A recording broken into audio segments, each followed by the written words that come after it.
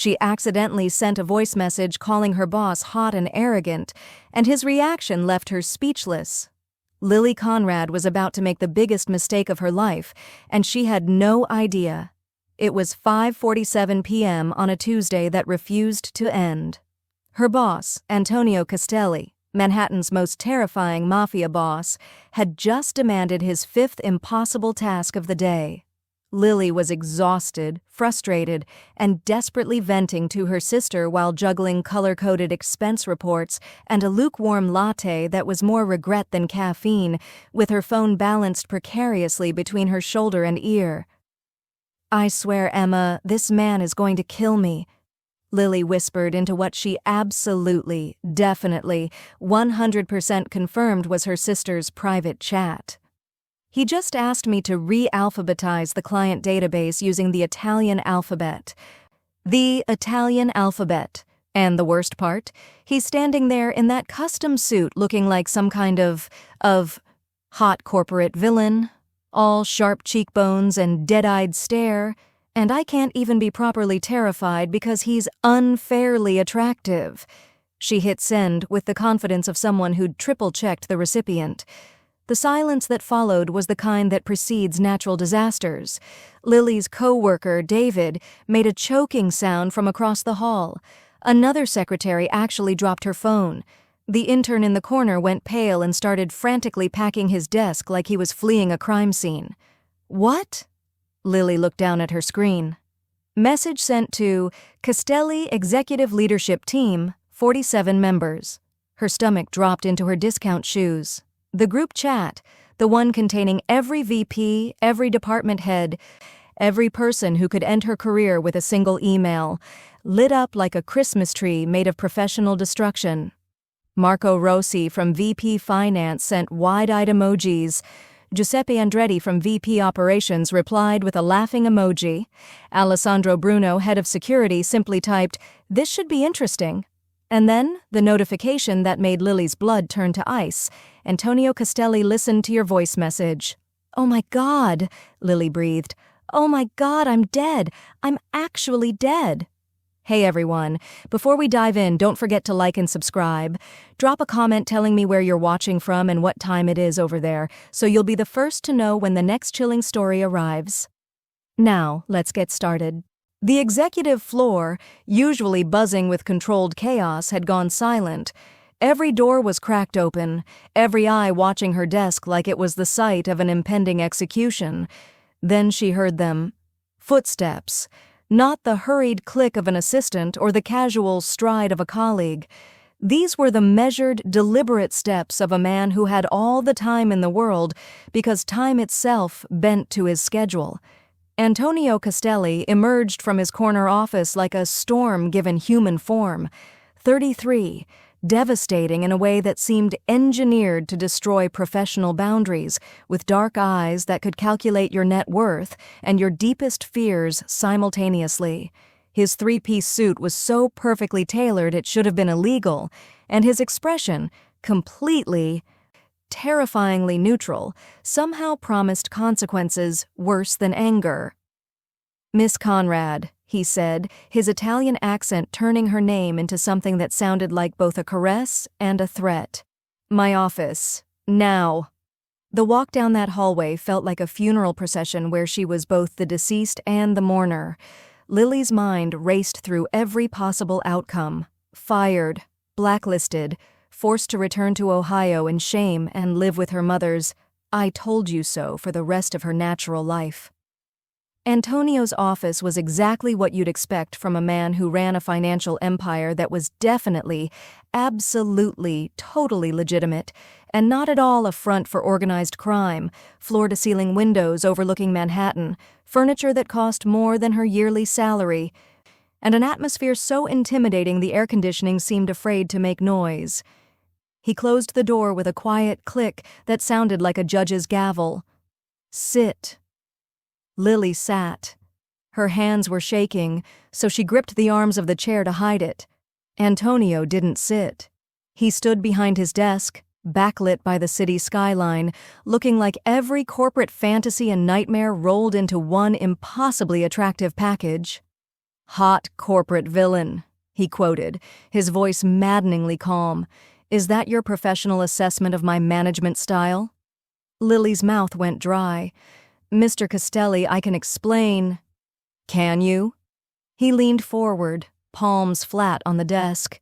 "Because I'm fascinated to hear the explanation for how my personal secretary, the woman I've trusted with confidential files, sensitive schedules, and access to information that could destroy careers, thinks it's appropriate to send voice messages calling me unfairly attractive to the entire executive team." "It was an accident," Lily said desperately. "I was venting to my sister. I didn't mean to."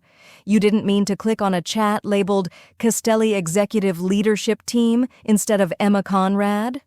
Antonio's eyebrow arched. "Those seem quite distinct to me, Miss Conrad."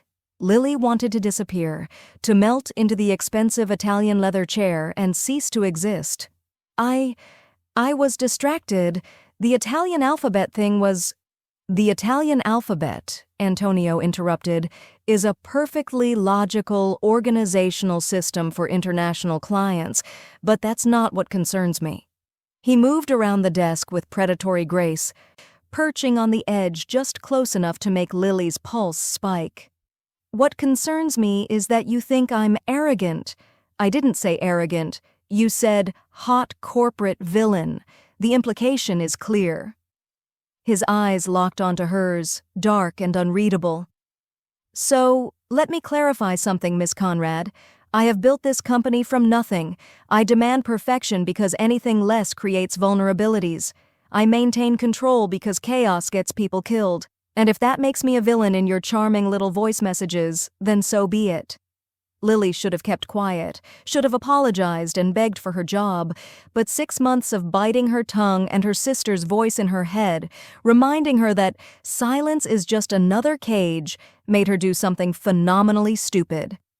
"You're right," she said, meeting his gaze. "You are a control freak. You reorganize filing systems for fun. You color-code emotions. You probably alphabetize your suits by thread count. And yes, that's exhausting to work for, but—" She took a breath. "You're also the only boss who's ever trusted me with real responsibility, who didn't treat me like decorative furniture, who actually reads the notes I put in your briefings instead of just skimming them. So yes, you're arrogant and impossible and way too attractive for anyone's good, but you're also fair, in your own terrifying way." The silence that followed was different, heavier, charged with something Lily couldn't identify. Antonio studied her for a long moment, then, impossibly, the corner of his mouth twitched. "Way too attractive?" he repeated. "That's the second time you've commented on my appearance. Miss Conrad." Lily's face burned. "I'm very fired, aren't I?" "Oh, you should be," Antonio agreed. He stood, buttoning his jacket with precise, controlled movements. "Broadcasting your personal opinions about your employer to the entire leadership team is grounds for immediate termination. Calling me a villain, even a hot one, shows appalling judgment." "I understand," Lily whispered, already mentally packing her desk. "However," Antonio moved to the windows, hands clasped behind his back. "I find myself in an unusual position. Next week, I'm closing the Marchetti merger, a deal worth $300 million that will either secure our position for the next decade or expose us to hostile takeover. It requires absolute discretion, perfect execution, and someone I can trust in close proximity at all times." Lily blinked. "I don't understand." Antonio turned, and his expression was almost amused. "I need a personal assistant for the week. Someone who will work directly with me day and night, managing every detail of this merger.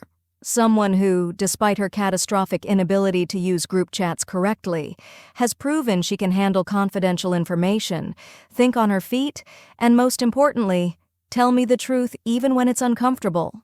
You want me to— I want you to move into my penthouse for the next 7 days, Antonio said, his voice dropping into something that made Lily's stomach flip. You'll have your own room, of course, but you'll be available 24 hours a day, Every meeting, every call, every document, we handle it together. Consider it re-education." Lily's mind was reeling. "This is punishment." "This is an opportunity," Antonio corrected. "You think I'm a hot corporate villain?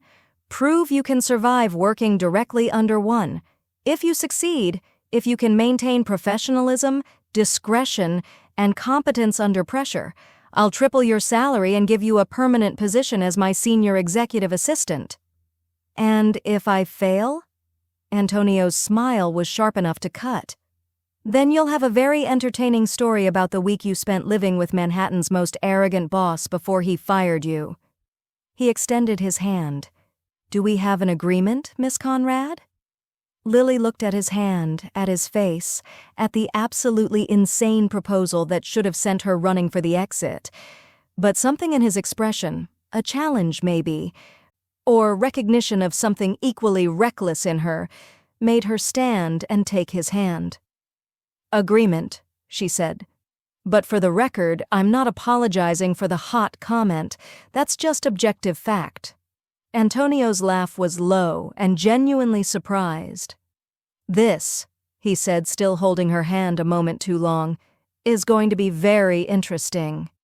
As Lily walked out of his office, employed, promoted, and utterly terrified, she caught her reflection in the glass walls and realized her life had just shifted into something completely unpredictable.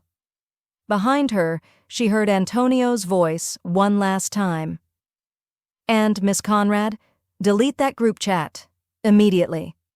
"Already done, sir," Lily called back, lying through her teeth as she frantically searched for the delete button, while 47 executives watched her career implode in real time. This was either going to be the best decision of her life or the most spectacular disaster Manhattan had ever witnessed. Knowing her luck, it would probably be both. The door to Antonio's office closed behind Lily with a soft click that sounded like a cell door locking. She stood frozen just inside the threshold, her hands clasped in front of her like a defendant awaiting sentencing, while Antonio moved to the windows with the unhurried confidence of a man who'd never been told no in his life. The silence stretched. Manhattan glittered below them.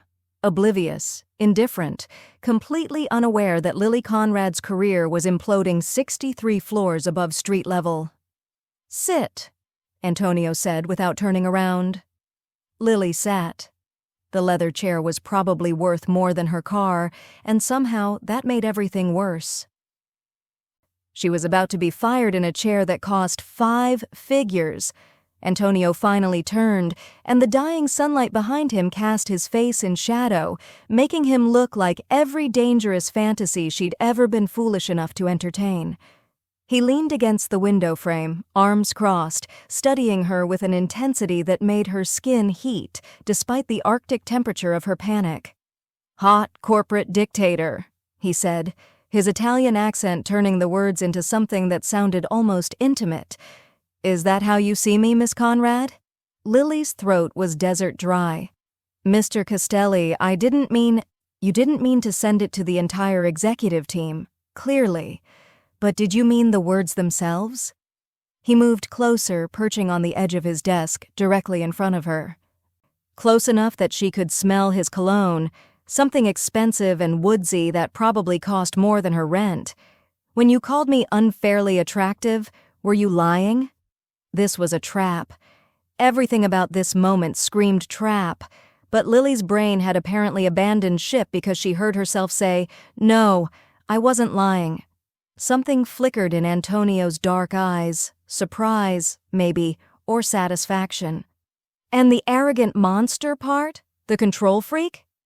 "Also accurate," Lily said, her self-preservation instincts finally kicking in too late to save her. "Sir, with all due respect, you color-code your emotions. You reorganize filing systems based on longitude. You once made an intern cry because he used the wrong shade of blue in a PowerPoint. If that's not control freak behavior, I don't know what is." Antonio's jaw tightened. For a terrifying moment, Lily thought she'd finally pushed too far. Then his lips twitched, not quite a smile, but close enough to make her heart stutter. "You're right," he said quietly. "I am a control freak. I'm demanding, exacting, and utterly intolerant of mediocrity. Do you know why? Because you enjoy making people suffer? Because imperfection gets people killed." The words were sharp, carrying weight that suggested personal experience. "In my world, Miss Conrad, a misplaced decimal point isn't a typo. It's a liability that costs millions. A forgotten meeting isn't an oversight. It's an opening for competitors to destroy everything I've built.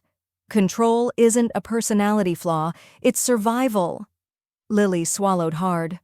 "I understand, and I'm sorry, truly. If you want my resignation, I don't want your resignation." Antonio stood, moving behind his desk to retrieve a folder. "I want your complete, undivided attention for the next 7 days." Lily blinked. "I don't understand." "Next Monday, I'm closing the Marchetti acquisition. $300 million, 6 international partners, and more moving pieces than I can manage alone." He opened the folder, revealing contracts covered in red ink and sticky notes. "It's the most important deal of my career, and it's also the most dangerous. There are people who would prefer I fail, people who might take aggressive steps to ensure that failure." "You mean corporate espionage," Lily said slowly. "Or worse." "I mean exactly what you're thinking." Antonio's gaze locked on hers. "Which is why I need someone close to me who no one would suspect. Someone whose presence seems incidental. Unthreatening." Lily's stomach dropped. "You want me to be bait. I want you to be camouflage." Antonio moved around the desk again, and suddenly he was close enough that Lily had to tilt her head back to maintain eye contact. The clumsy secretary who spills coffee and sends embarrassing voice messages? No one looks twice at her. No one suspects she's actually observing, processing, reporting back to me. "This is insane," Lily whispered. "This is necessary." Antonio's voice dropped, taking on an edge that was almost possessive. "You've worked for me for 6 months, Lily. In that time, I've watched you navigate this company with a combination of genuine competence and strategic chaos. You make people underestimate you, which means they're careless around you. They say things, do things, reveal things they'd never expose to someone they perceived as competent." "I am competent." "I know you are," Antonio interrupted. "That's my point. You're brilliant at playing the fool while being anything but foolish, and I need that skill. I need you." The way he said, "I need you," made something flutter dangerously in Lily's chest. She stood abruptly, putting distance between them because proximity to Antonio Castelli was clearly making her lose her mind. "So let me understand this correctly," she said, her voice shaking slightly. "You want me to move into your home, pretend to be your hapless assistant, and spy on people who might literally kill you if this deal goes wrong?" "Yes. And in exchange for this completely reasonable request, you're offering triple your current salary, effective immediately. After the deal closes, assuming we both survive," his lips quirked, "I'll make you my senior executive assistant with full benefits, profit sharing, and enough authority to make the people currently laughing at your voice message very nervous." Lily stared at him. "You're serious." "I'm always serious, Miss Conrad. It's one of my more annoying qualities, as you've documented." Antonio returned to his desk, pulling out a contract that looked suspiciously pre-prepared. 7 days. You'll have your own room, your own space, but you'll be available 24 hours a day for meetings, calls, whatever I need. Think of it as intensive training." "You called it re-education earlier," Lily pointed out. "I was being diplomatic." Antonio's smile was sharp. "The truth is, I'm fascinated by you. By the woman who can look at me, at everything I represent, and still have the courage to call me an unfairly attractive corporate villain where anyone could hear. That's either stupidity or bravery, and I don't hire stupid people." Lily's hands were trembling. This was insane, reckless, potentially dangerous. Everything about this screamed that she should decline, walk out, and never look back. but she'd spent her entire adult life playing it safe, working entry-level jobs, keeping her head down, making herself small and forgettable. And where had it gotten her? A cramped studio apartment, student loan debt, and the constant anxiety of one missed paycheck away from disaster. Antonio Castelli was offering her danger, yes, but also possibility, power, a chance to be something more than the clumsy secretary everyone overlooked. "One condition," Lily heard herself say. "I want creative control over my cover story. If I'm going to play the hapless assistant, I do it my way. No scripts, no micromanaging. You trust me to sell it." Antonio's eyes gleamed with something that might have been approval. "Agreed. Any other demands?" "I want a panic button, something I can activate if things go wrong. You'll have a direct line to my head of security and a GPS tracker that Alessandro monitors personally." Antonio extended his hand across the desk. "Do we have an agreement, Miss Conrad?" Lily looked at his hand, strong, scarred across the knuckles in a way that suggested this CEO knew how to do more than sign contracts. This was it. The moment she either made the smartest or stupidest decision of her life. She took his hand. His grip was firm, warm, and sent electricity up her arm that she absolutely, definitely, 100% should not be feeling for her boss. "Agreement," she said, "but for the record, I'm still right about the Italian alphabet thing. That's objectively insane." Antonio's laugh was low and genuinely surprised. "This," he said, still holding her hand a moment too long, "is either going to be the best decision I've ever made or the one that finally destroys me." "Probably both," Lily said, pulling her hand back before she did something catastrophically stupid, like notice how his thumb had traced her palm. "When do I start?" "Tomorrow morning, 6 a.m., pack for a week." Antonio returned to his chair, already pulling up files on his computer like they hadn't just agreed to the most insane arrangement in corporate history. "And Lily?" She paused at the door. "Yes? Don't delete that group chat just yet." His smile was dangerous and far too attractive. "I want them wondering. Let them speculate about what happened in this office. Let them worry. You want them to think—" "I want them to think exactly what they're already thinking," Antonio said, "that I'm keeping you close for reasons that have nothing to do with your secretarial skills. Fear and curiosity make people sloppy. Sloppy people make mistakes. And mistakes give you control," Lily finished, understanding dawning. "You're using me as a distraction." "I'm using you as a weapon, Miss Conrad. The question is whether you're brave enough to let me." Lily should have been offended, should have walked out. Instead, she smiled, sharp and reckless, and entirely too pleased with herself. 6 a.m. tomorrow, Mr. Castelli. Don't be late." She left before he could respond, but she heard his low laugh follow her into the hallway, where 47 employees were absolutely, definitely not staring at her with expressions ranging from shock to scandalous fascination. David from accounting actually applauded. "I can't believe you survived that."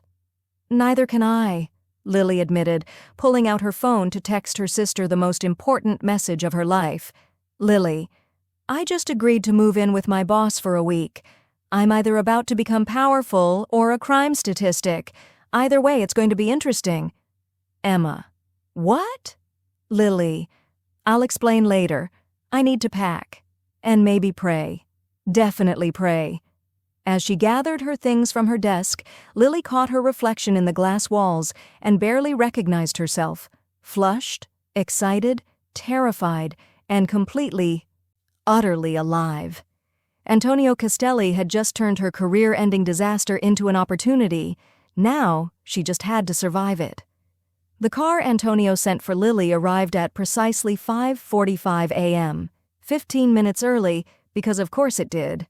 It was a Blacktown car with leather seats that probably cost more than her security deposit, driven by a stone-faced man who introduced himself as Mr. Castelli's driver, and then proceeded to not speak for the entire 30-minute journey to the Upper East Side. Lily spent the drive second-guessing every life choice that had led to this moment while clutching her hastily packed duffel bag and trying not to throw up from anxiety. The building was exactly what she'd expected.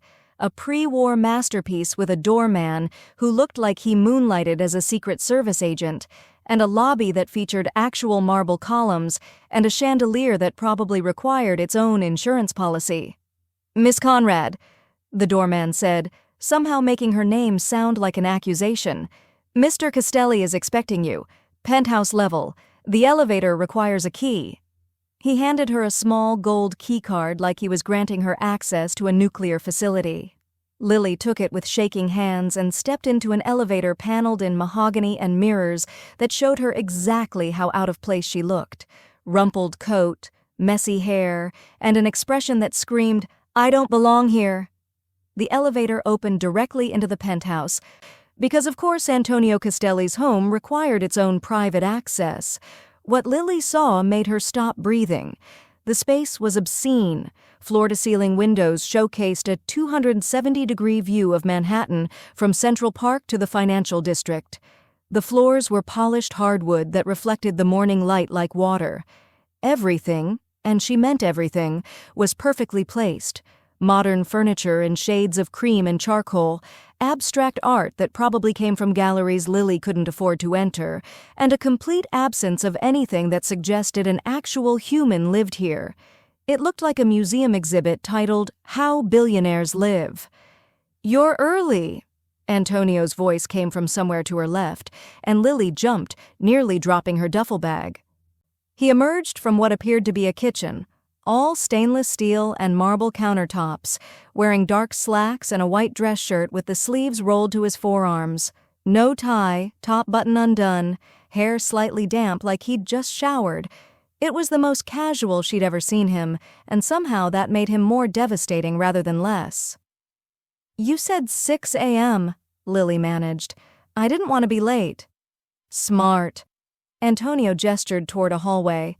"Your room is the second door on the right. You have your own bathroom. I've had my housekeeper stock it with toiletries, but if you need anything else, there's a list on the counter with contact numbers." "You have a housekeeper," Lily said faintly. "I have a staff," Antonio corrected, "but they don't live here, and I've given them the week off except for essential deliveries." "Security reasons. It's just us." "Just us." The words hung in the air, loaded with implications that Lily absolutely should not be contemplating. She followed him down the hallway, hyper-aware of how her sneakers squeaked on the pristine floors. Her room was bigger than her entire apartment, a king-sized bed with white linens, more windows, and a bathroom that featured both a rainfall shower and a soaking tub. "This is insane," Lily whispered. "This is how I live," Antonio said from the doorway. "Unpack. We have our first meeting in 45 minutes. I'll expect you in the study. Down the hall, last door, at 6:30. Coffee preferences? Anything with caffeine?" "Helpful." His lips twitched. "I'll figure it out." He left before Lily could respond.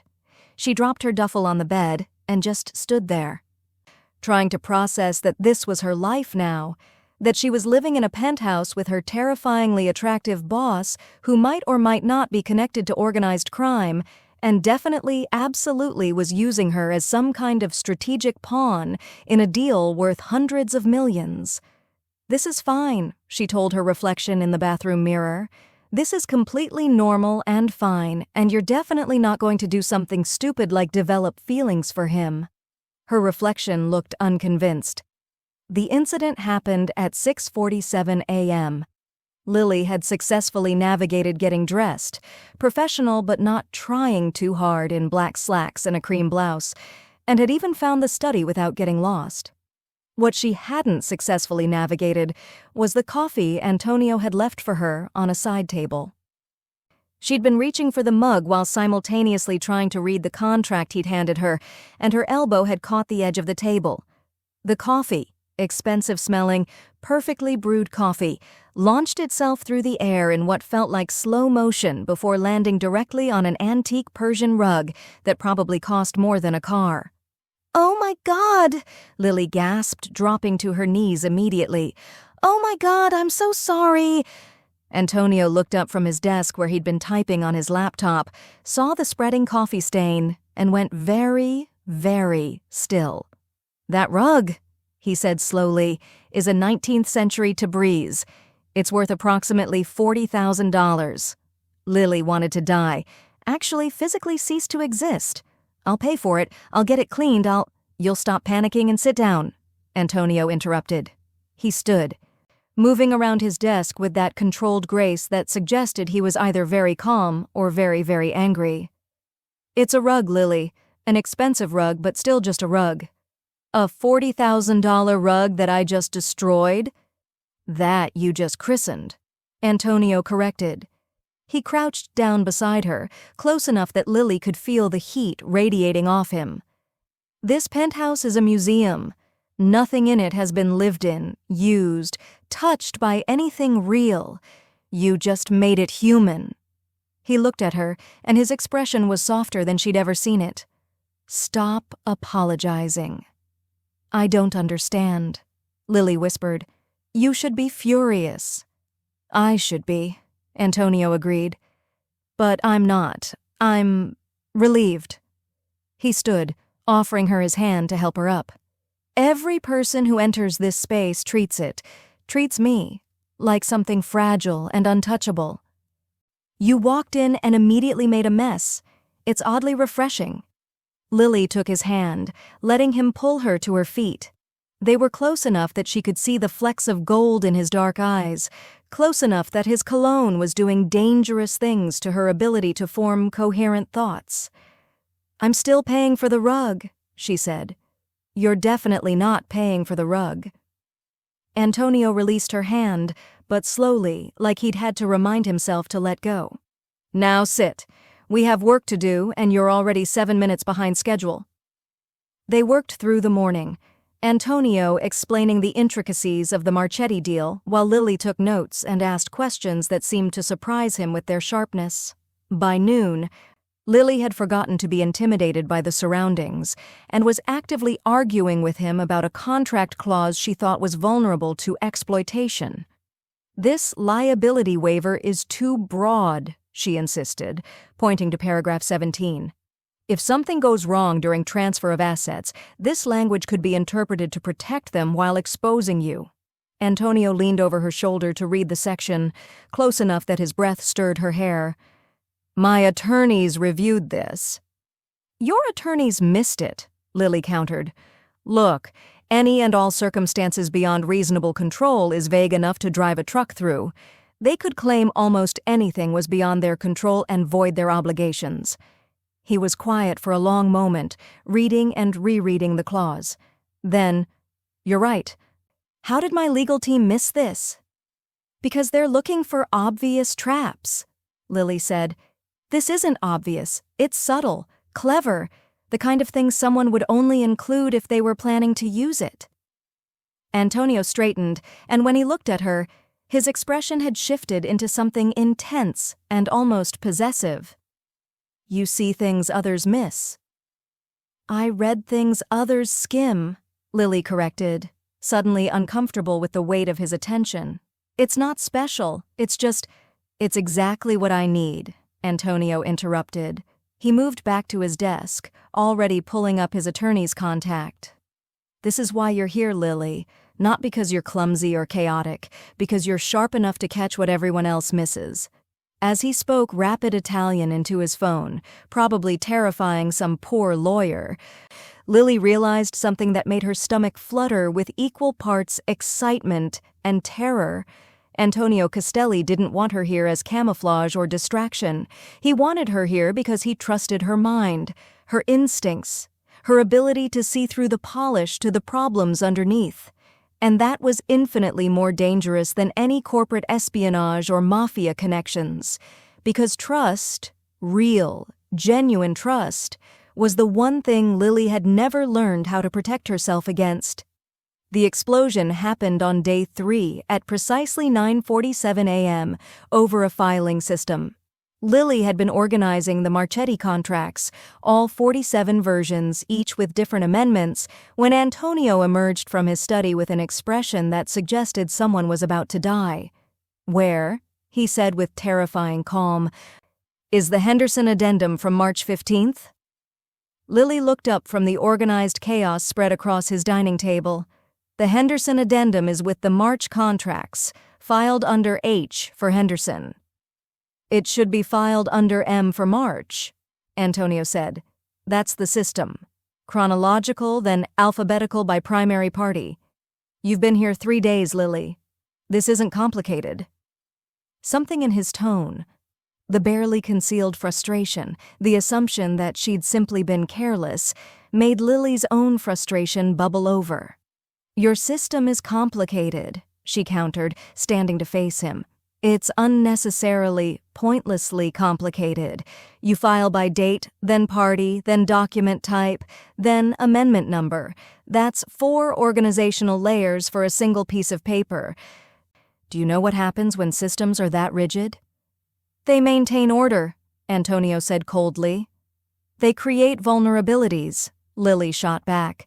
"Your system is so predictable that anyone with basic access could figure out exactly where sensitive documents are stored. They could anticipate your filing patterns, predict what you'll do next, and exploit that predictability. I filed Henderson under H because it's intuitive, because someone looking for patterns wouldn't think to check there first."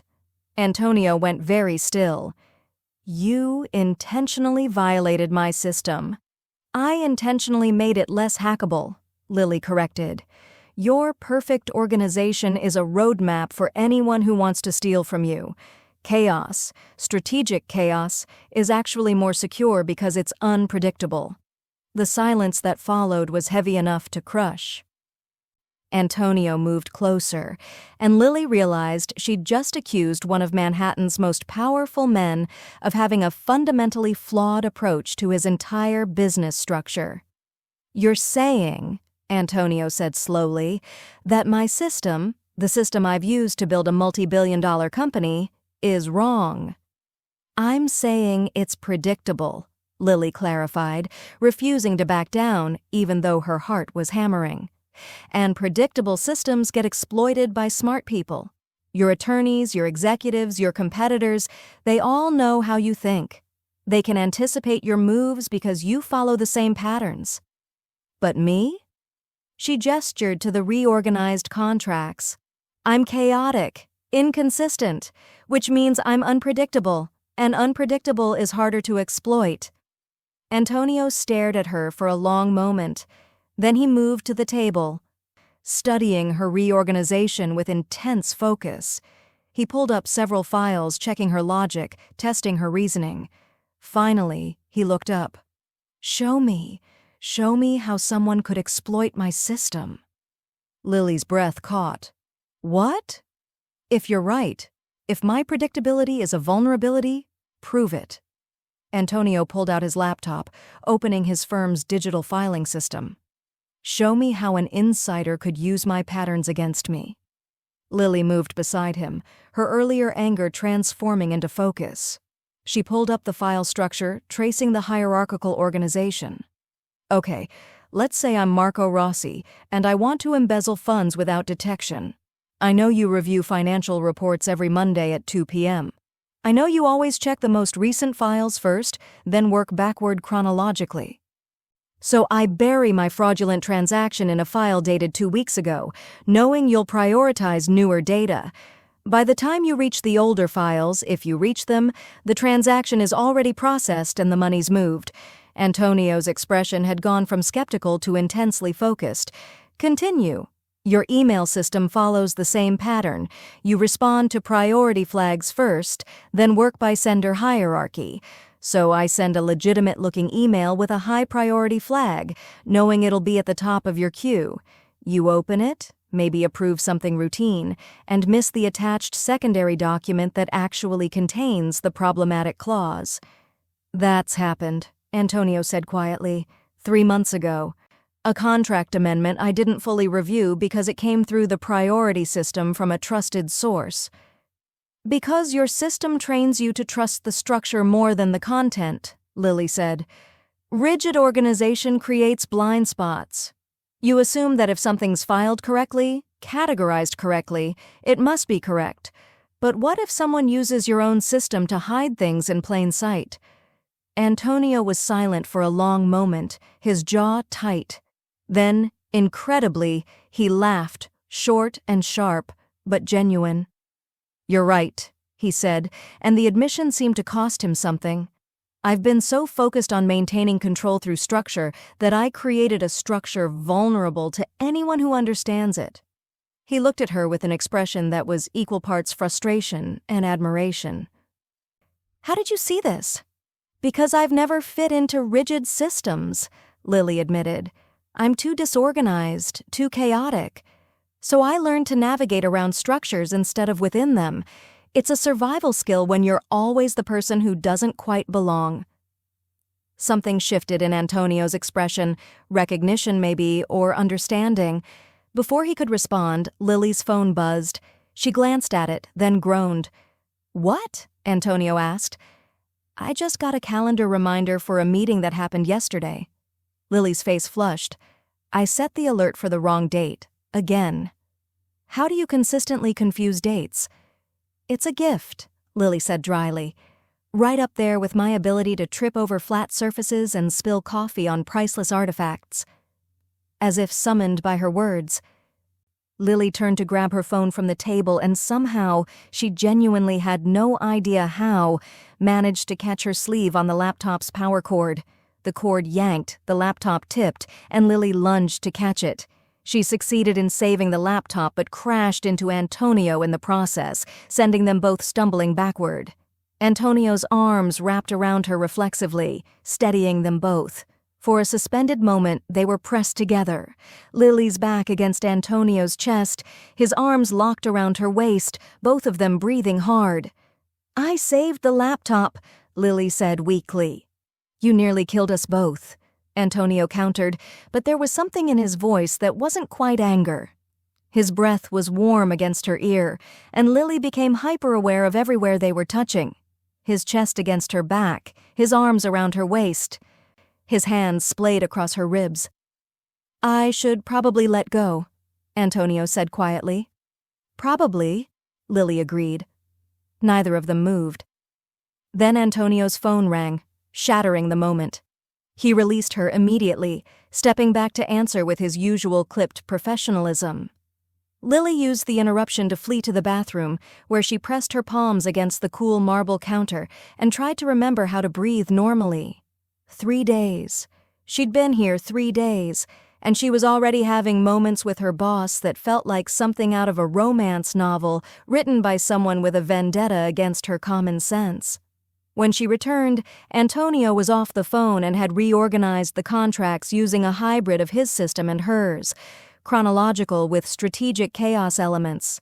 This, he said, gesturing to the new organization, is better, more secure, less predictable. He looked at her. You're right more often than you're wrong, Lily Conrad. That's unsettling. Why unsettling? Because I've spent 10 years building systems designed to eliminate variables and uncertainty, and you walk in and prove that uncertainty might actually be my best defense. Antonio's expression was complicated, frustrated, but also intrigued. You're the variable I didn't account for, the chaos I didn't plan for, and somehow you're exactly what I need. Lily's heart was doing dangerous things. Is that a compliment or a complaint? Both, Antonio said, definitely both. He returned to his study, leaving Lily standing in the dining room.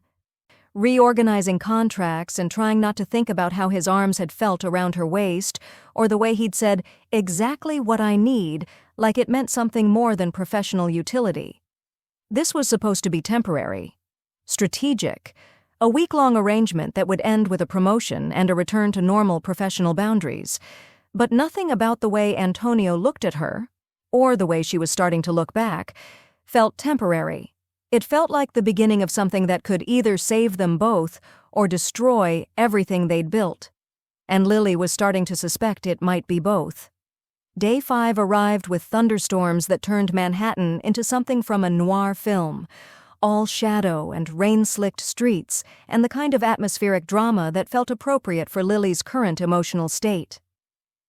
They'd been working for 14 hours straight, preparing for preliminary meetings with the Marchetti representatives. Antonio's dining table had become war room central. Contracts, financial projections, and enough coffee cups to caffeinate a small army. At 11 p.m., Antonio finally leaned back in his chair, rubbing his eyes with the heel of his palm in a gesture so uncharacteristically vulnerable that Lily felt something crack in her chest. "Take a break," she said.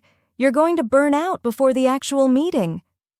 "Can't afford to burn out," Antonio replied, but he didn't reach for another document. Instead, he stood and moved to the windows, watching rain streak down the glass. "This deal has to close. There's no alternative." Lily joined him at the window, maintaining careful distance. "What happens if it doesn't?" "Best case?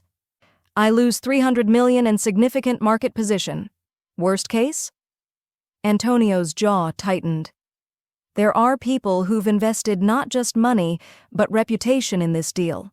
If it fails, they'll view it as betrayal, and people in my world don't forgive betrayal.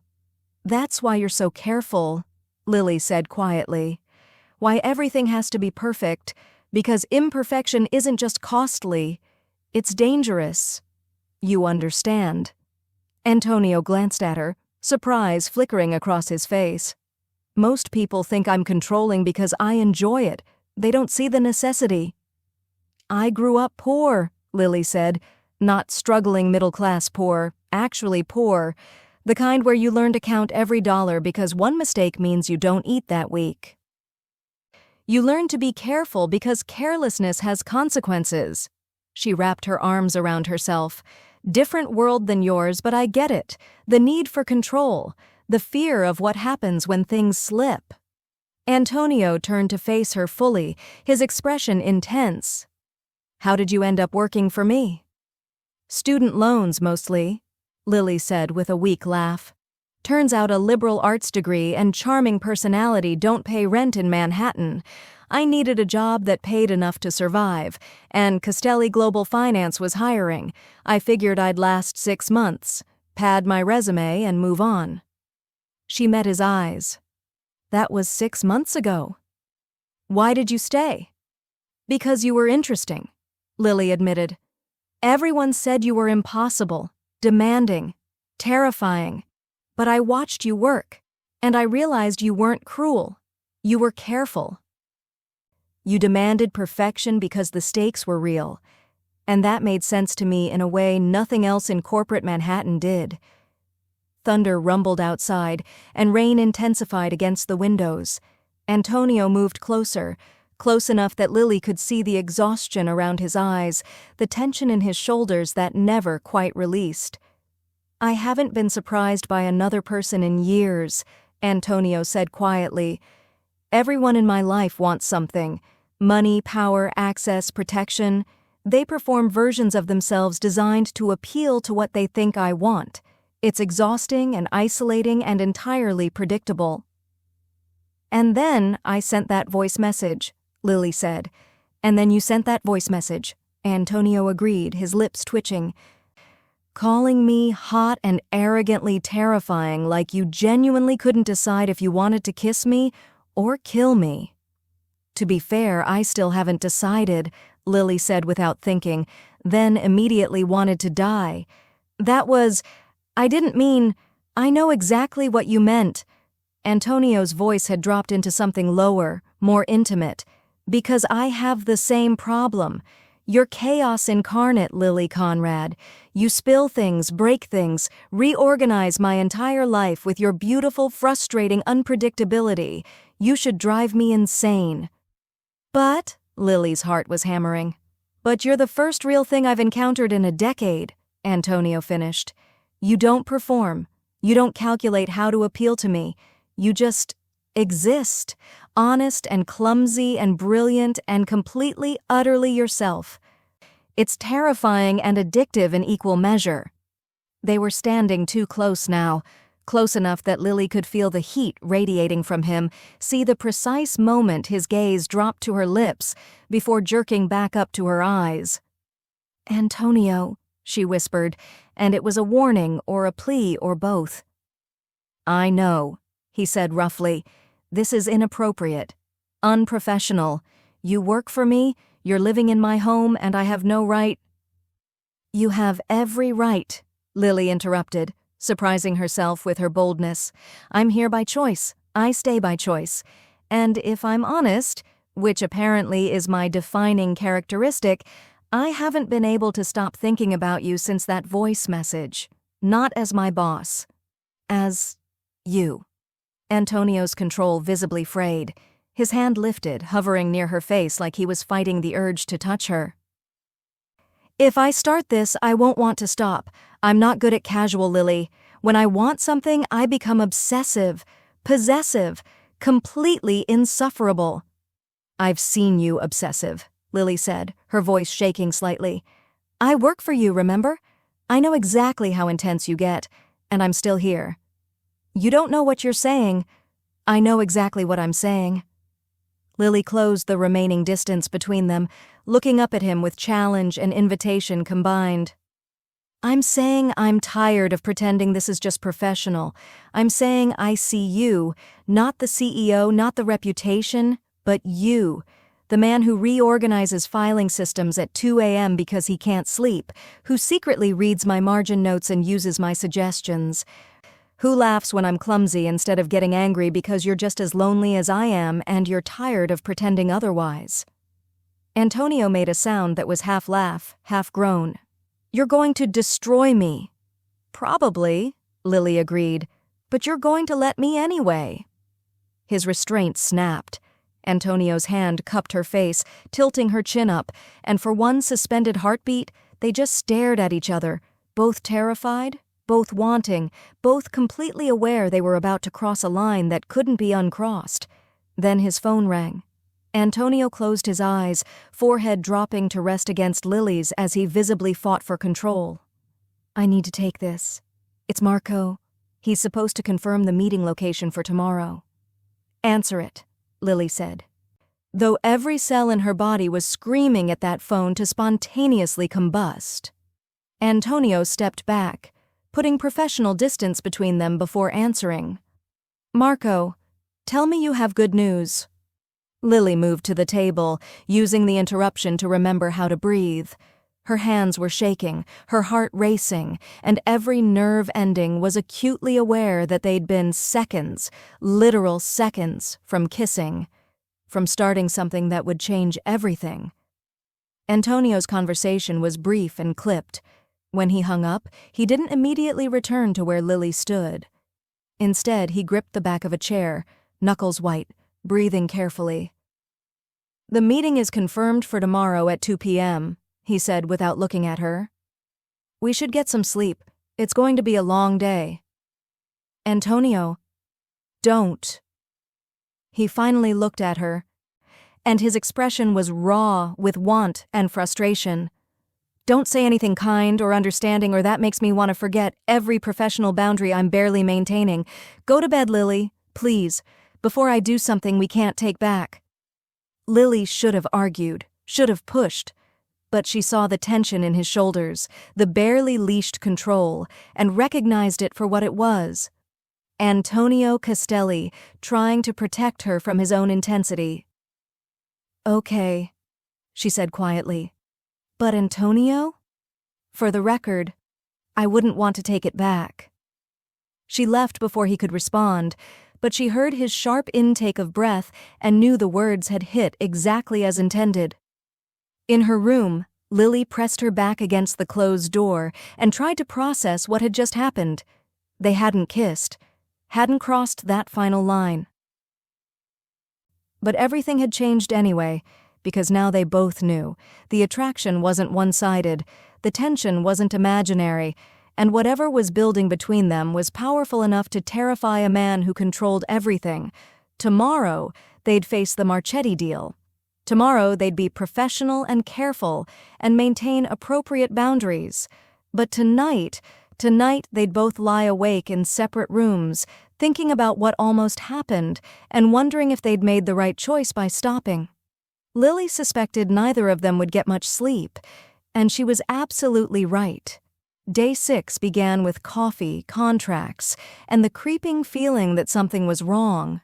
Lily couldn't pinpoint it at first, just a nagging discomfort that sat in her stomach like a stone.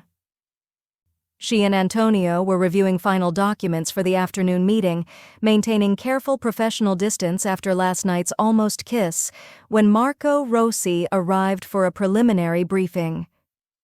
"Everything's ready," Marco said, spreading updated files across the table with practiced efficiency.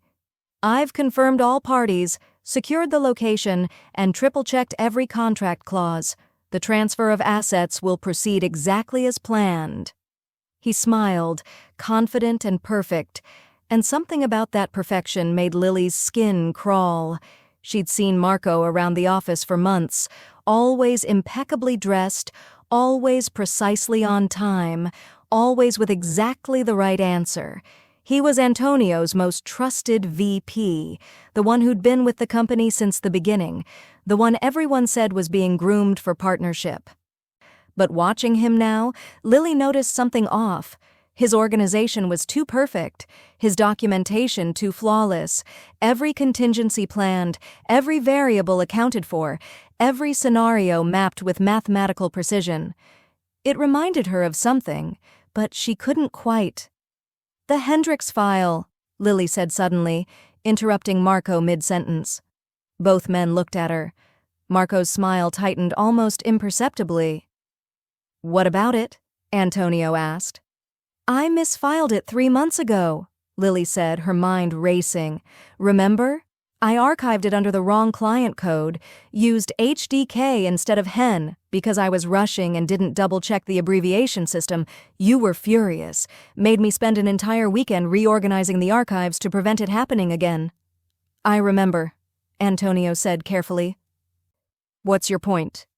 "The point is that misfiled document should have been caught during the quarterly audit," Lily said, still staring at Marco. "But it wasn't, because the audit found everything exactly where it should be, perfectly organized, nothing out of place. Which should have been impossible because I know I misfiled it." Marco's expression remained pleasant, but something flickered in his eyes. "Perhaps you fixed it and forgot. Administrative errors happen."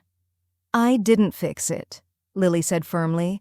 "I remember because I meant to fix it and got distracted. That file should still be misfiled. But according to the audit you conducted, Marco, everything was perfect. Too perfect." Antonio had gone very still, his gaze moving between Lily and Marco with sharpening focus. "Are you suggesting Marco falsified audit results?" "I'm suggesting that someone with access to the filing system could use its predictability to hide things," Lily said. "Antonio's system is so rigidly organized that anything out of place should trigger immediate notice. But what if someone deliberately made sure nothing was ever out of place in their sections? What if someone was using that perfection to mask manipulation?" "That's absurd," Marco said, but his smile had frozen into something artificial. "I follow Antonio's systems precisely because precision prevents fraud." "Or enables it," Lily countered. She moved to Antonio's laptop, pulling up the filing system. "May I?" Antonio nodded, his expression unreadable but intense. Lily navigated to the Hendricks file location. According to the audit records Marco submitted, this file was correctly placed under HEN 2024 Q1, but I misfiled it under HDK 2024 Q1. Let me check something. She pulled up the file's metadata, creation date, modification date, movement history. Her stomach dropped. "This file was moved," she said quietly. 3 days after I misfiled it. Moved from HDK to HEN, by someone with administrative access." "I corrected your error," Marco said smoothly. "That's literally my job, catching mistakes before they become problems."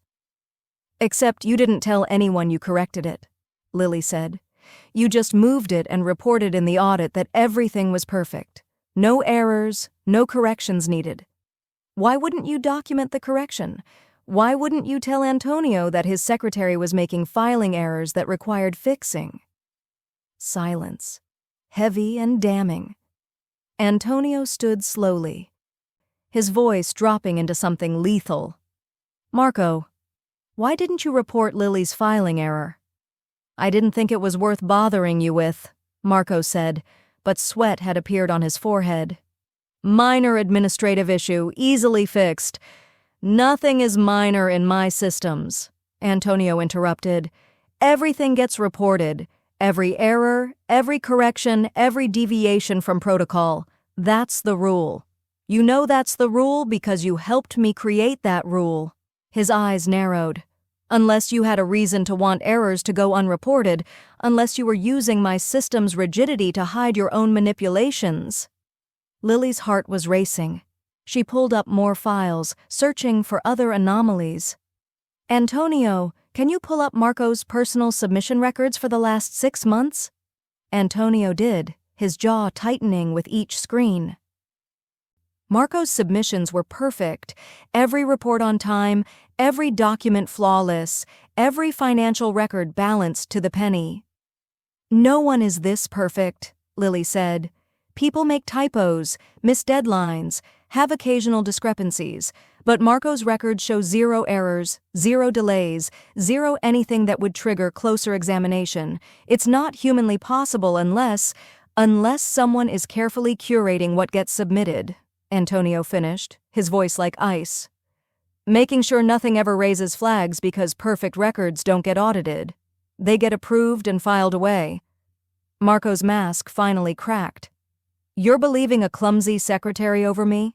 Over 8 years of loyalty? I'm believing evidence, Antonio said coldly. He pulled up his phone, typing rapidly. Alessandro, I need you at the penthouse. Now. Bring the security team and pull all access logs for Marco Rossi's accounts for the last 12 months. Marco stood abruptly. This is ridiculous. I'm not going to stand here and be accused by someone who can't even file documents correctly. Sit down, Antonio commanded, and the sheer authority in his voice made Marco freeze. You're not going anywhere until Alessandro arrives, and then you're going to explain exactly how you've been using my systems against me. I don't have to explain anything. You're right, Antonio agreed. You can explain to me, or you can explain to the authorities I call after Alessandro confirms what I suspect, that you've been systematically embezzling funds, manipulating records, and positioning yourself to sabotage the Marchetti deal.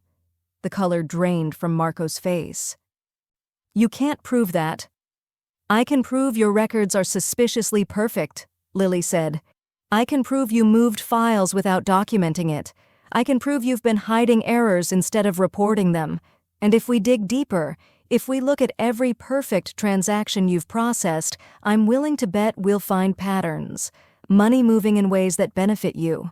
Contract clauses that create vulnerabilities you can exploit.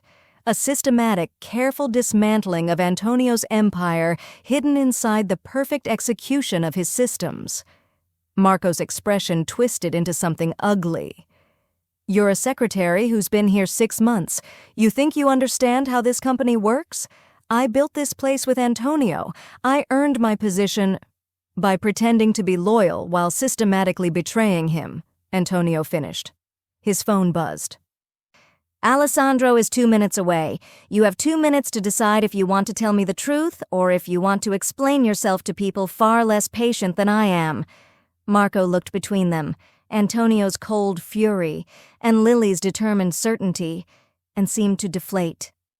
The Marchetti deal, he said finally, his voice bitter. I'm not the only one who wants it to fail. There are people who've invested significant resources in ensuring you don't close this acquisition, people who paid very well for inside information and cooperation. Who? Antonio demanded. Does it matter? Marco laughed bitterly. You trusted me, believed I was loyal, and all this time I was using your own perfectionism against you. Every system you built, every rule you enforced, I used them all to hide what I was doing. And I would have succeeded if your clumsy little secretary hadn't made a mistake that didn't fit my pattern. Lily felt cold. The meeting tomorrow. What's going to happen?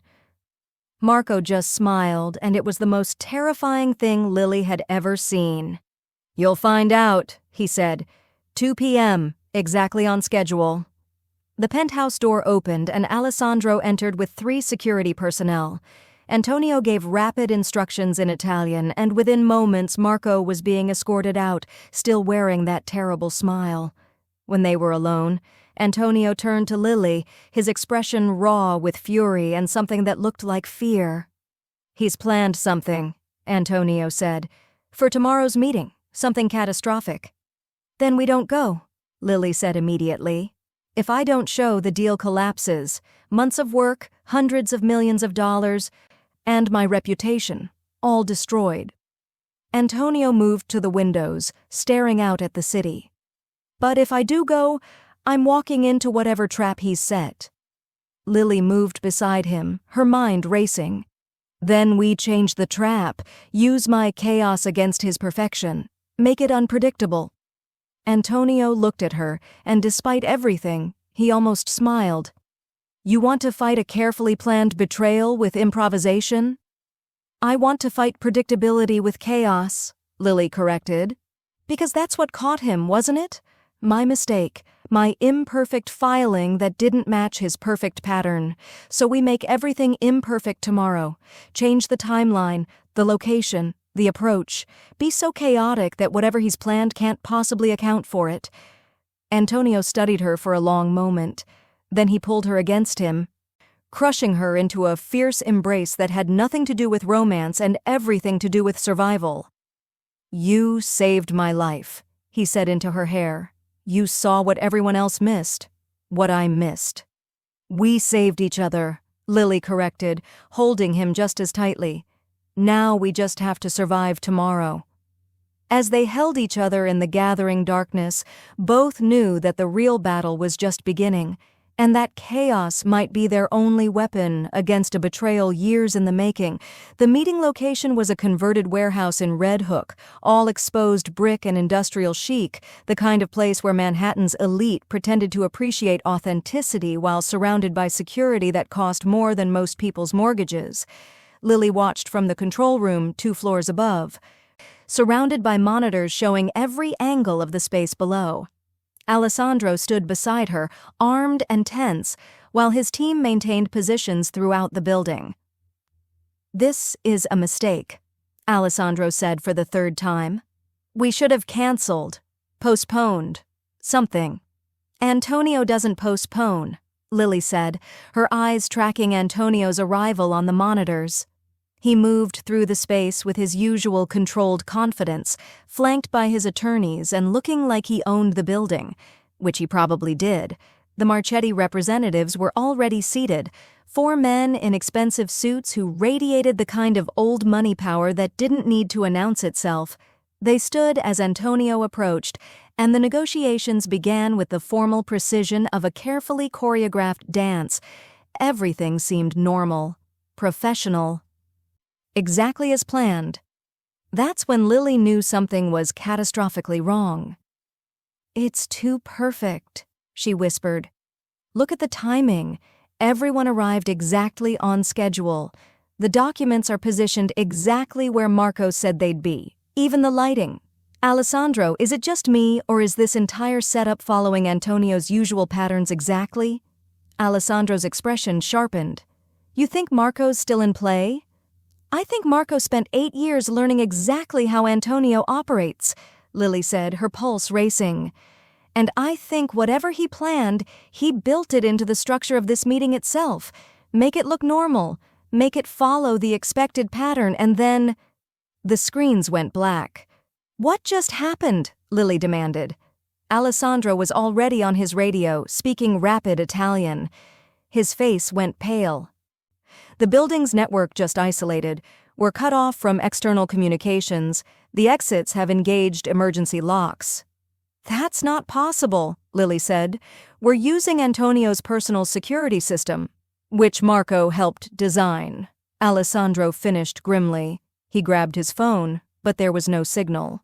"We're in a Faraday cage. Someone's activated electromagnetic shielding. Nothing gets in or out." Lily's stomach dropped. Below, on the now fuzzy monitors running on battery backup, she could see confusion starting to ripple through the meeting. Antonio was on his feet, his attorneys checking their dead phones, the Marchetti representatives looking equally bewildered. Then the doors burst open, and men in tactical gear flooded the space. "Oh my God," Lily breathed. "He's framing them, making it look like the Marchetti family set a trap. Antonio will think they betrayed him. They'll think he betrayed them, and Marco walks away clean while both sides destroy each other," Alessandro finished. "We need to get down there." "We'll never make it through the locks in time," Lily said. Her mind was racing, searching for options, for any weakness in Marco's perfect plan. Perfect plan, perfect execution, perfect timing. And then she remembered. She'd never been perfect. She'd been clumsy, chaotic, the secretary who accidentally triggered systems she wasn't supposed to touch. "The emergency broadcast system," Lily said suddenly. "The old one, the analog system from before the building was renovated, is it still active?" Alessandro frowned. "Technically, yes, but it's not connected to the main network. It runs on separate circuits, completely isolated. It's basically useless." "It's perfect," Lily interrupted, "because Marco wouldn't account for it. His plan relies on digital systems, on predictable protocols. But the old analog emergency system?" She was already moving, searching the control room. "That's chaos. That's the mistake I would make." She found it in the back corner, a metal box covered in dust, with a switch labeled Emergency Broadcast, Analog Override. The kind of system only a clumsy secretary would accidentally activate while reaching for something else. "What are you going to do?" Alessandro asked. "Something completely, catastrophically chaotic," Lily said. She grabbed her phone, still useless for calls, but the audio recorder worked, and held it up to the broadcast system's input jack. "Marco's trap relies on perfect timing, right? Everything synchronized to trigger at exactly the right moment?" So I'm going to make noise." Lily hit record on her phone and started singing. Badly, deliberately off-key, every terrible pop song she could remember mashed together into sonic chaos. Then she connected the phone to the analog system and cranked the volume to maximum. The effect was immediate and catastrophic. Every speaker in the building, ancient analog speakers that predated the digital renovation, erupted with Lily's terrible, distorted singing. The sound was so loud, so unexpected, so completely wrong that everyone below froze.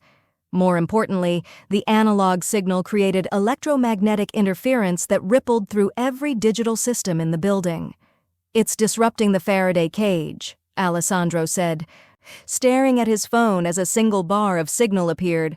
"The analog system is creating noise that's interfering with Marco's digital lockdown." His radio crackled to life. Backup teams outside were suddenly reachable.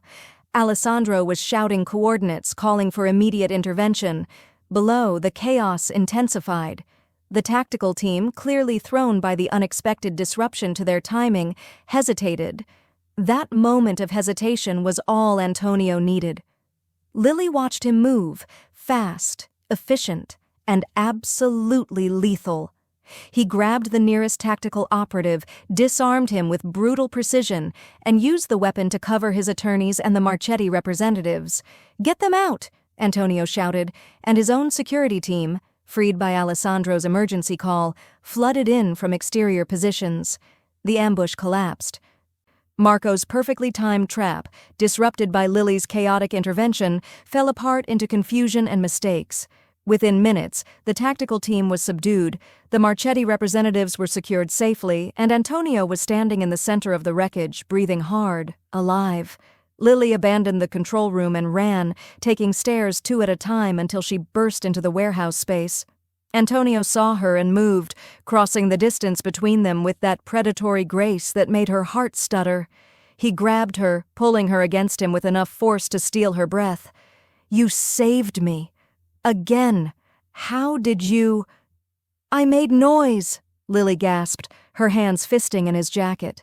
Terrible, chaotic, off-key noise that disrupted Marco's perfect digital timing. Antonio kissed her. Desperate, fierce, and completely overwhelming. His hands cupped her face like she was precious and breakable, even as he kissed her like she was the only real thing in his carefully constructed world. When they finally broke apart, both breathing hard, Antonio pressed his forehead to hers. "Your chaos," he said roughly, "is the only thing that could save my perfectly controlled life. Do you understand that? You're the variable that makes everything work." "I just sang really badly into an old microphone," Lily said, but she was grinning, giddy with relief and adrenaline and the feeling of his arms around her. "You disrupted a multi-million-dollar ambush with off-key pop music," Antonio corrected. "You're magnificent and insane and completely, utterly mine, if you'll have me." Lily pulled back enough to see his face, vulnerable and intense and looking at her like she'd personally rearranged his entire universe. "Is that a question or a statement?" "Both," Antonio said. "Definitely both." Around them, Alessandro was coordinating cleanup. The Marchetti representatives were recovering from shock. Authorities were arriving to take Marco's hired tactical team into custody. But in the center of the chaos, Antonio and Lily held each other, the man who'd built his life on control and the woman who'd saved him with beautiful, terrible unpredictability. "Take me home," Lily whispered. "I think we need to have a very long conversation about what happens next." Antonio's smile was sharp and possessive and promising things that made Lily's pulse spike. "Home, yes. And then we're going to discuss exactly how permanent I intend this arrangement to be." "Permanent?" Lily's heart stuttered. "Did I stutter?" Antonio pulled her closer. "You're not leaving, Lily Conrad. Not now, not ever. I hope you understand that." "That sounds suspiciously like a proposal," Lily said. "That sounds exactly like a proposal," Antonio agreed. "We'll discuss terms at home, preferably before I lose what's left of my sanity." As they left the warehouse, surrounded by security but completely focused on each other, Lily realized her chaotic mistake 6 days ago hadn't just saved her career, it had saved both their lives. And maybe, just maybe, it had given them both something worth living for beyond survival. Each other. The penthouse felt different at 2 a.m. on day 7. Quieter, more honest. Like all the carefully maintained facades had finally crumbled, leaving only truth. Lily sat on Antonio's pristine leather couch, the one she'd been afraid to touch a week ago, wearing his oversized MIT t-shirt and clutching a glass of wine she desperately needed. Antonio sat beside her, jacket discarded, shirt partially unbuttoned, looking more human and vulnerable than she'd ever seen him. "I almost died today," Antonio said quietly, "because I trusted perfection more than I trusted my instincts. Marco's records were flawless. His loyalty seemed unquestionable. Everything about him fit perfectly into my systems, and that perfection blinded me." "You couldn't have known—" "I should have known," Antonio interrupted. "You saw it. You who'd been here 6 months caught what I missed in 8 years, because you weren't looking for perfection. You were looking for truth." He turned to face her fully. "Do you remember what you said in that voice message? The one that started all this?" Lily's face heated. "I called you hot and arrogantly terrifying, not my finest moment." "You called me a control freak," Antonio corrected. "An arrogant monster who color-codes emotions and makes people cry over PowerPoints. And you were completely, brutally right.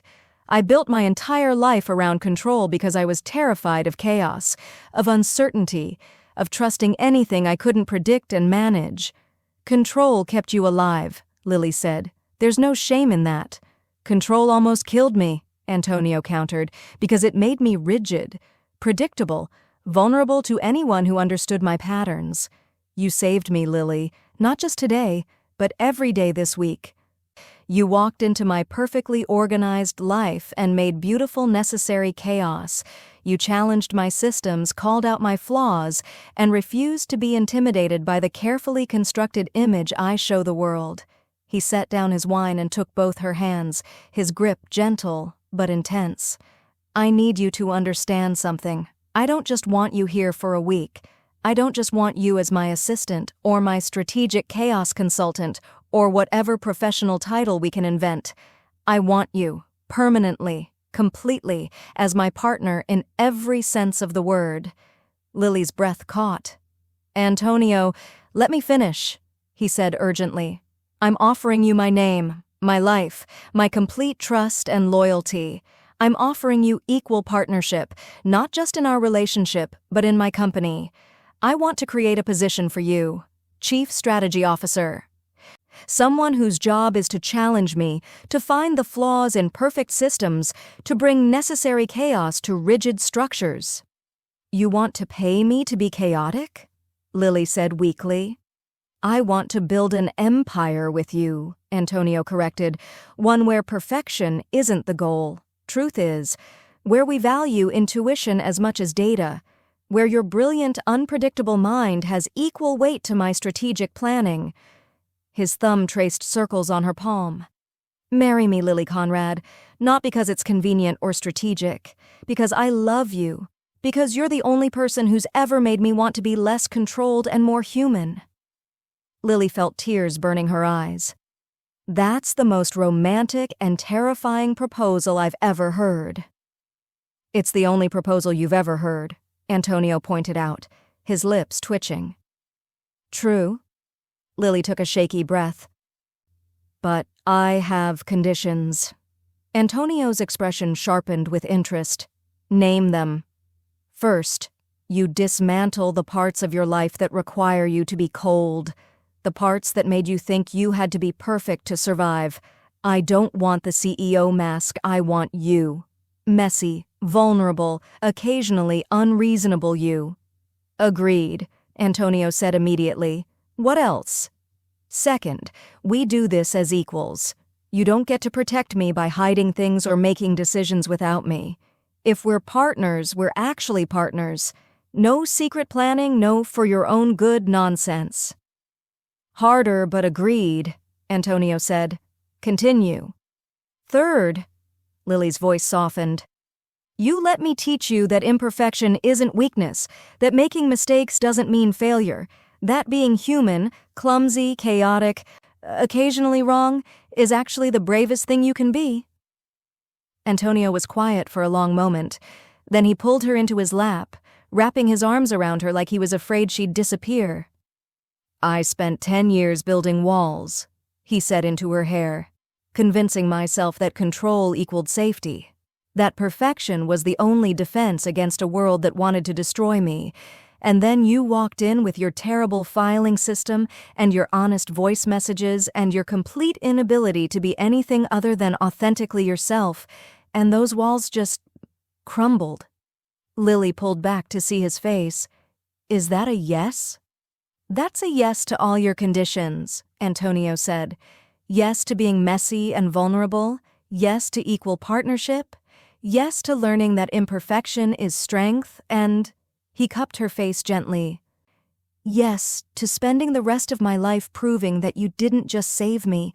You made me want to be saved. That's very romantic for a former control freak, Lily said through tears. Former? Antonio's smile was crooked and self-aware. I'm still going to be insufferable sometimes, demanding and precise and occasionally unreasonable about filing systems. I know, Lily said, kissing him softly. But now I get to call you out on it. Officially, as your equal partner and future wife.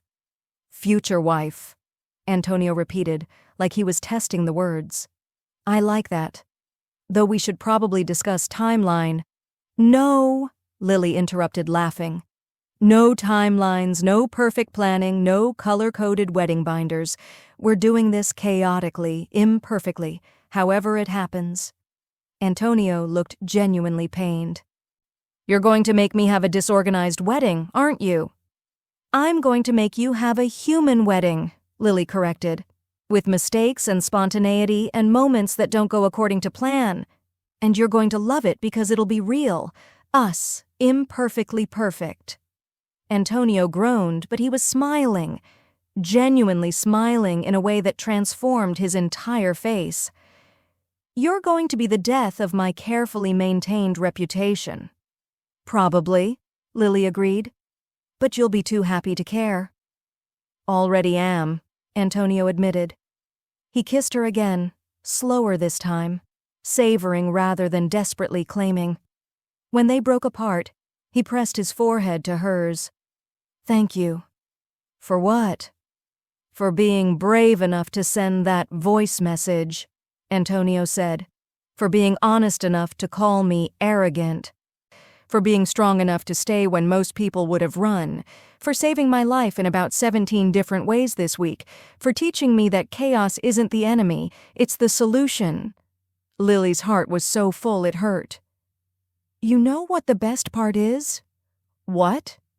This entire thing started because I made a mistake, Lily said, because I was clumsy and careless and sent a message to the wrong group. My imperfection created this. Us. Antonio's smile was soft and wondering. Your imperfection is my salvation, Lily Conrad. Don't ever change. I won't, Lily promised, but you're going to have to change a little. Starting with accepting that I'm probably going to spill coffee on at least 3 more priceless items before the month is over. I'm prepared, Antonio said solemnly. I've already contacted my insurance company. They laughed, and it felt like coming home, to each other, to themselves, to a future built on truth instead of perfection. Outside, Manhattan glittered in the pre-dawn darkness. Inside, the man who'd built his life on control and the woman who'd saved him with chaos held each other and planned an imperfectly perfect future together. It was messy and beautiful and completely, utterly right. 6 months later, Castelli Global Finance looked subtly but fundamentally different. The changes weren't obvious to outsiders. The offices were still sleek, the marble still gleamed, the executives still wore expensive suits. But insiders noticed. There was laughter in the hallways now, collaboration instead of competition, and most surprisingly, there was a new department on the executive floor with a nameplate that made visiting clients do double takes. Chaos Strategy Unit, Chief Strategy Officer Lily Castelli. Lily, now officially Lily Castelli after a wedding that had been beautiful, chaotic, and featured her tripping over her own dress during the ceremony, sat in her office reviewing quarterly reports when Antonio appeared in her doorway.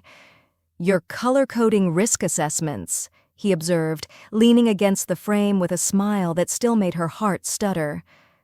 Ironically, Lily clarified, red for this plan is too perfect, yellow for needs more chaos, green for appropriately messy.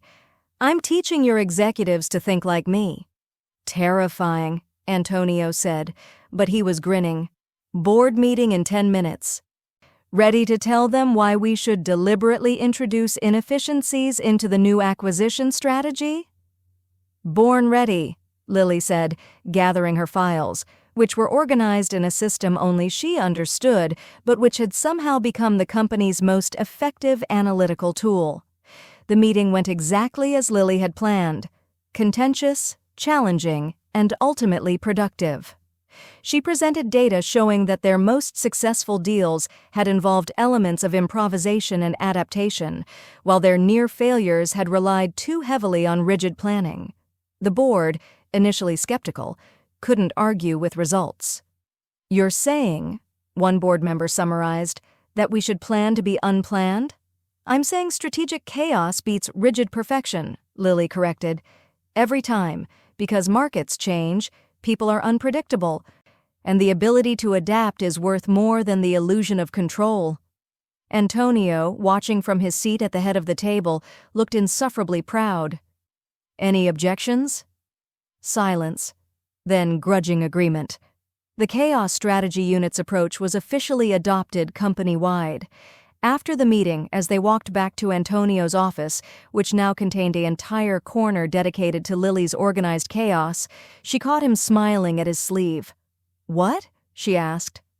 "You got coffee on my jacket this morning," Antonio said, showing her the small stain near his cuff. "During breakfast, while you were gesticulating about market volatility." "Oh my God, I'm so sorry. Don't be," Antonio interrupted, pulling her into his office and closing the door. "Do you know what I did after you spilled it?" "Immediately took it to be dry cleaned because you're you?" "I left it," Antonio said. "I wore a jacket with a coffee stain to a board meeting, and no one died. The company didn't collapse. The world kept turning." He pulled her close, his hands settling at her waist. "You've taught me that imperfection isn't catastrophe. It's just life. Beautiful, messy, chaotic life." Lily's eyes burned with happy tears. "That might be the most romantic thing you've ever said, and you literally proposed to me in the middle of an action sequence." "That was adrenaline," Antonio said, kissing her softly. "This is truth. You didn't just save my life that day, Lily. You taught me how to actually live it, how to be human instead of controlled. How to find strength in chaos instead of rigidity." "You're still pretty controlling," Lily pointed out. "You reorganized my office last week."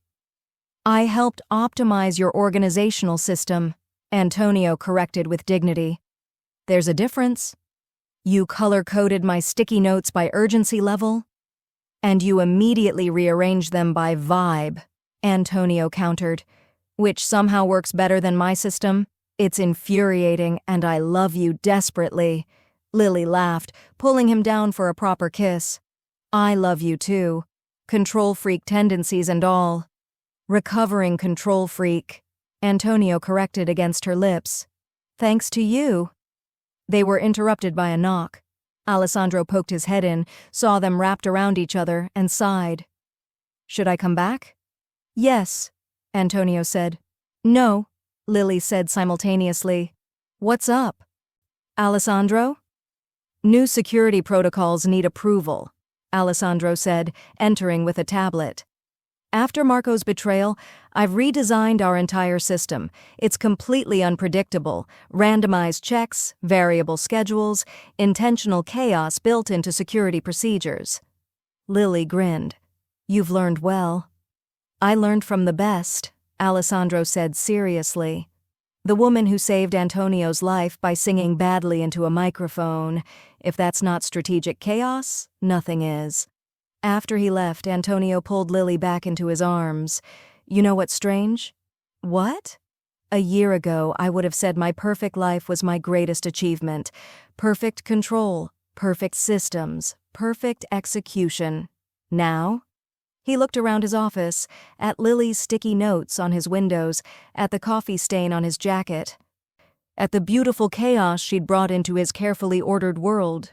"Now I realize my perfect life is the one where nothing's perfect, where you spill things and question my plans and make me laugh at board meetings, where chaos isn't the enemy, it's the point." Lily's heart was so full she could barely breathe. "That's very philosophical for a Wednesday afternoon." "That's very dismissive for a woman who literally married me," Antonio countered. "True." Lily pulled him close, resting her head against his chest where she could hear his heartbeat. Steady, strong, alive because she'd been clumsy enough to send a voice message to the wrong group 6 months ago. "For the record, I wouldn't change a thing. Not the message, not the chaos, not even Marco's betrayal, because it all led here, to us. To this imperfectly perfect life." Antonio's arms tightened around her. "To think it all started because you called me hot and arrogant." "You are hot and arrogant," Lily said, "but you're also kind and protective and brave enough to admit when you're wrong. That's the man I fell in love with. The real one, not the perfect image." "The real one is much better," Antonio agreed, "because the real one has you." They stood there in his office, her office, their shared space where control and chaos had learned to coexist, and realized that sometimes the best things in life came from mistakes, from imperfection, from being brave enough to be clumsy and honest and completely authentically yourself. Lily Conrad had accidentally sent a voice message calling her boss hot and arrogant. And Antonio Castelli had responded by falling in love with the chaos she brought into his life. It was messy and beautiful and unpredictable and perfect in all the ways that actually mattered. Just like them. 3 years later. The headline in the Wall Street Journal read, Castelli Global Finance Revolutionizes Corporate Strategy with Chaos Theory Approach. Lily, reading it over breakfast while simultaneously spilling orange juice on the business section, laughed. They're calling your company revolutionary. Remember when you fired people for suggesting changes? I never fired anyone for suggesting changes, Antonio protested, rescuing the newspaper. I fired them for suggesting stupid changes. Your changes are brilliant. My changes are chaotic, Lily corrected. Same thing, Antonio said, kissing her juice-sticky lips. In your case. The Chaos Strategy Unit had expanded to 3 full floors. Companies around the world were hiring consultants to teach them strategic unpredictability. And Antonio Castelli, once known as Manhattan's most controlling CEO, was now famous for saying his greatest business decision was hiring someone brave enough to call me arrogant and smart enough to be right about it. They'd built an empire on imperfection, on trust instead of control, on the radical idea that chaos, when combined with strategy and love, could create something stronger than any rigid system. And it had all started with one clumsy secretary's accidental voice message. The best mistakes they'd learned were the ones brave enough to become beautiful truths. If you enjoyed this story, hit like, subscribe, and tell me your rating from 1 to 10. And don't forget to check out the next video waiting for you.